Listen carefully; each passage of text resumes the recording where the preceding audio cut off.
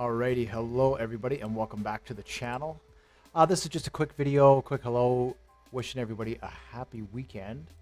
Here's what we've been working on. So some people have been asking me about radar. When are we going to get a new radar tutorial? It's in the works right now, as you can see. I've got it to detect an object. Here.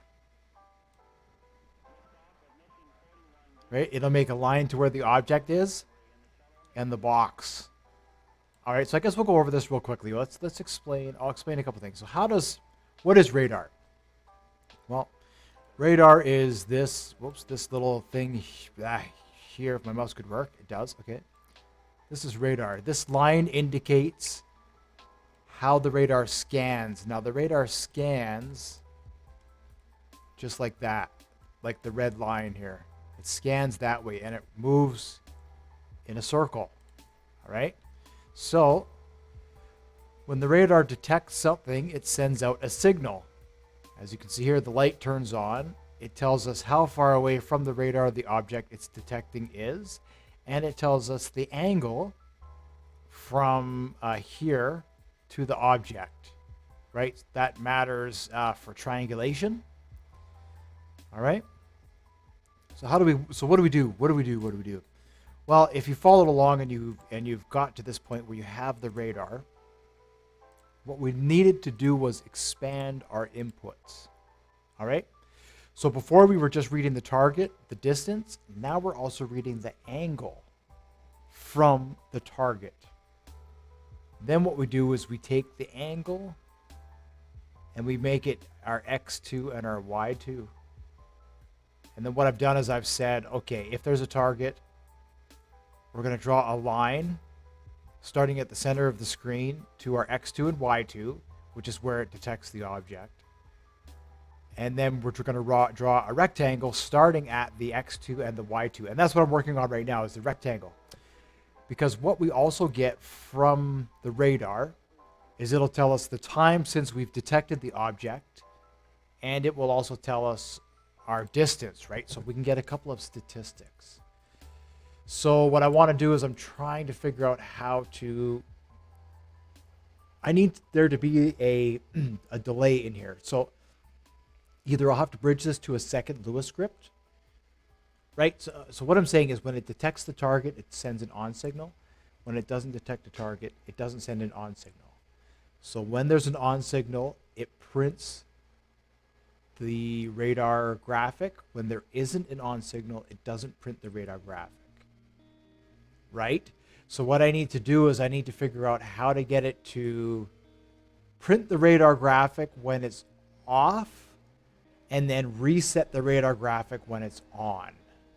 So I need to reverse the process of what it's doing now, and I'm not sure how to do that. Right? What we've done so far is we've determined how to read the numbers, how to interpret the data, and then how to print it onto a screen. So now we're able to, very vaguely, it's hard, right? Because the distance, we're about 1 kilometer. It detects objects up to 1 kilometer. As you can see there, you see how the angle, I'm on this side over here. Do you see the angle there? Right? And that little box will say the time that we've detected it and whatever. Neat, huh? And then we can come over to this side here. So we can do up to 8 different colors, and we can have 8 different lines and 8 different boxes with 8 different information, which is going to tell us what is around us. Oh, the elevation. Probably that'll be elevation, actually. Yeah, you see how that can follow us? I think that's so cool. Yeah, so that's just sort of what I wanted to show. Is where I'm at, and I'm still trying to determine how to further decipher the data, print it, and expand on it. So there will be an in-depth set of videos coming out where I'll go through the code in depth. We'll rebuild this whole thing is what we'll do. So we'll restart the code and we'll go through it, and that way we'll know, because I've gotten rid of the targets. I've gotten rid of the folder. So what was happening was every time it detects an object, it would send that into the folder. So it's detecting me. So let's say, for example, okay, at the fastest speed, all right, the radar is going to detect me for at least a second. Right? See, the light's going to turn on for at least a moment. So if I'm moving around while it's on, it's detecting me every single time I move. So if I move 100 times while that light is on, it's going to get 100 different hits on the radar for that target. And I was like, that's why it was getting all confused, right? So now what I'm able to do is I'm able to separate that into 8 individual targets, which is our maximum that we can get out of this radar. All right.